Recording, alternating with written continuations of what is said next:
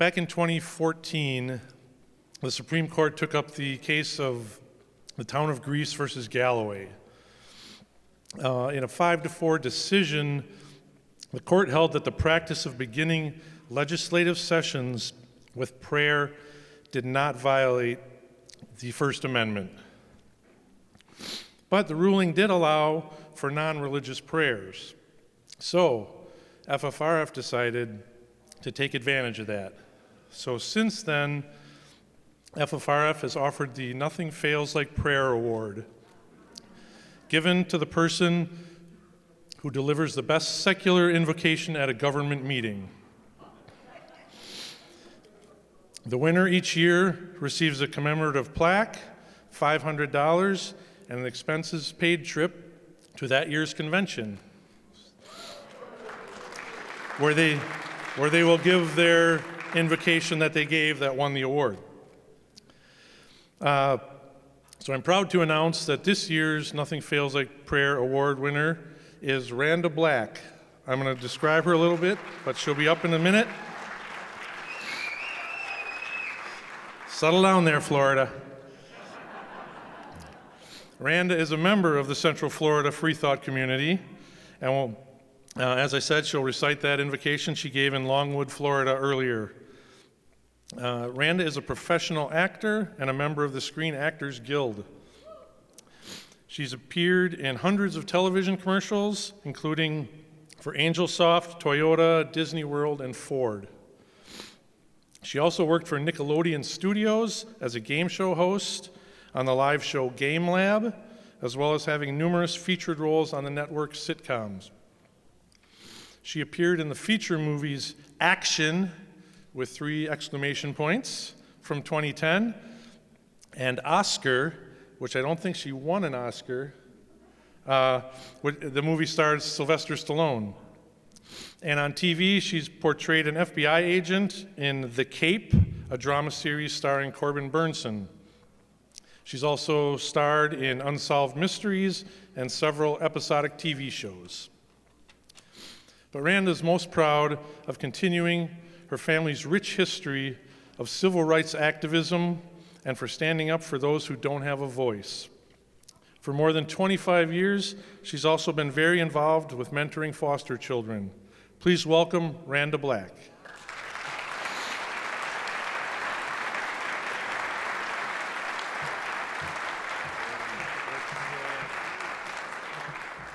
It is incredible to be here with all of you tonight. And it's been a great weekend already, right? Yes. And I've had the privilege of meeting so many of you.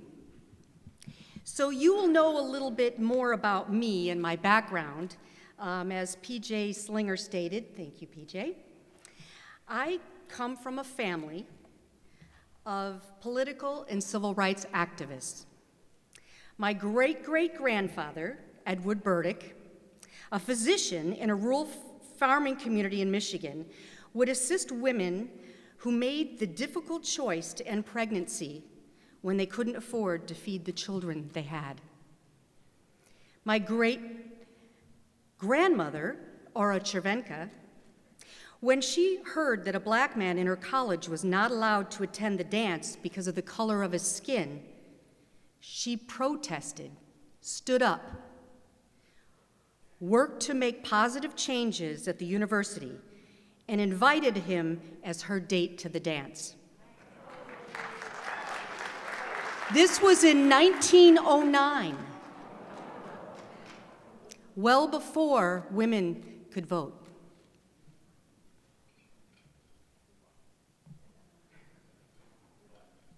My grandmother, Eleanor Black, an activist against war, babysat for Jane Fonda's children so that Jane could travel and protest the Vietnam War.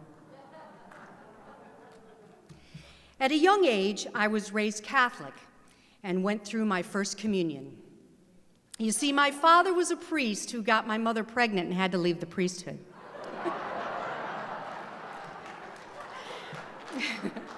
Well, that's not completely true. I always have to qualify this. It's not completely true. His mother couldn't afford to take care of her 4 boys, so she gave the youngest two to the Catholic Church.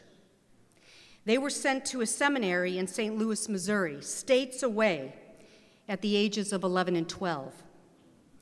At the age of 18, my father took a leave of absence before his vow to become a priest and got my mother pregnant. So he wasn't quite a priest yet. As a young child, I remember my dad listening to the famous atheist Madeleine O'Hare. I watched as he slowly questioned his childhood beliefs and indoctrination and let go of things that insulted his intelligence. He's been an atheist ever since. All of these courageous people helped shape my life. We, all of us in this room, are shaping people's lives and making a positive difference in the world, starting with our own communities. I myself, I'm from Orlando, Florida, and am a proud member of the Central Florida FreeThought Community. Our vision is to have a secular government which neither promotes nor denigrates any religion. We have involved members who advocate for state-church separation. We accomplish this by uniting freethinkers in practical activism. To date, we've done 106 invocations with 41 different invocators. Most of the organizing has been done by Jocelyn Williamson. Along with Gloria Steinem, Jocelyn is a big hero of mine. She's an incredible human being and has given 25 invocations herself all around the Central Florida area. Jocelyn, are you here? Will you please stand, just so people know who you are? There she is in the back. I wanted her to stand because she is a wonderful resource should any of you want to do this activism in your community. Please feel free to reach out to us. Thank you, Jocelyn. When we contact our city officials, we are respectful, kind, and courteous, and have been invited back numerous times. The first one I gave in Maitland, Florida, they were very receptive, and several council members actually wrote me afterwards, saying that they were expressing how refreshing it was to hear a secular invocation that was inclusive of the whole community. Sometimes, however, we walk into areas where we are not, shall I say, immediately welcome. Such is the case with the city of Longwood, where I did the invocation I'm about to give. I was nervous. I was like the Tin Man in front of the Wizard of Oz. There was a huge white cross in the back room in City Hall. It was standing room only, and it was very intimidating. As I began to speak, a group of 6 or so men to my right were clutching each other and bracing for impact as if I was going to repeat 666 over and over again and have snakes coming out of my head. But here is what I actually said. Good evening. I'm happy to be here tonight to give a secular invocation and words of encouragement and inspiration. It's an honor to be given a voice. I speak for those in the community who identify as being secular humanists, atheist, and one of the fastest growing groups in America, the non-religious.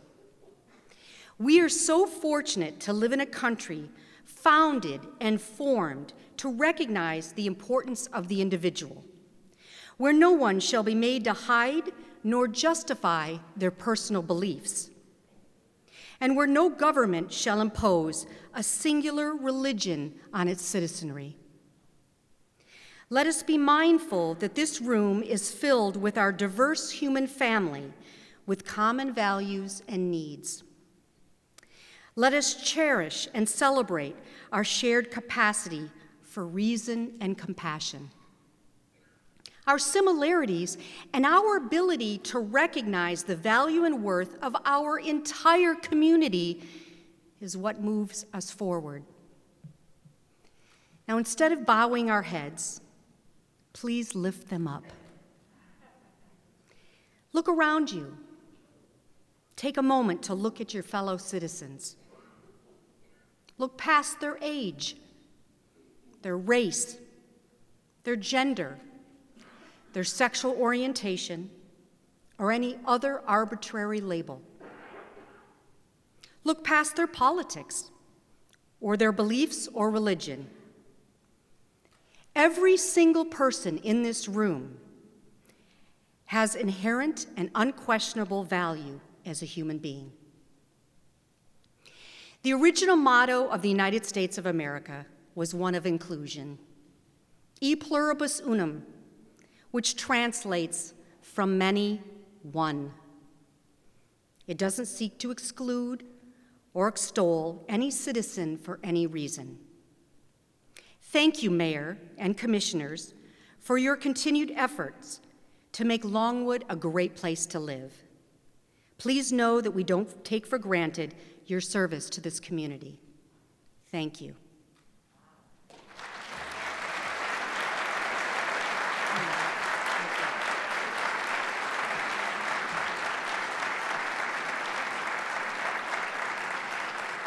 I just want to note that after the invocation, Longwood no longer has prayers or invocations before city council meetings.